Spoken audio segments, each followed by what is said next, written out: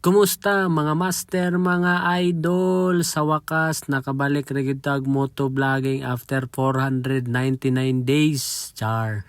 Ang kaso sa ato ang pagbalik, pasensya ina, di na takabalo mo sit up sa kamera. Timing pagyud kaayo hastang inita og traffic pagyud kaayo diri sa Tuganay, Carmen, Davao del Norte. Ang resulta aw lalis oy. Bitaw guys, maghatag lang dayta og information based ni sa ato ang personal experience no, basta mga rush hour or mga hapon medyo traffic na gyud kayo agian dere sa Tuganay, Carmen, Davao del Norte kay tungod under construction pagyapon ang ilahang tulay dere. Duha lang gyud ang atong option dere guys, either mag-antos ta dere sa traffic sa highway or didto ta moagi sa Taba Lapas na dalan lahos didto sa Guadalupe dool na sa tulay sa Bingkungan. Kung gikan ka og Tagum, pwede ra pod mo diretso agi dira after sa eskwelahan sa Guadalupe, lahos na dayon ka paingon sa Siwol. Unya kadto ra, peace out.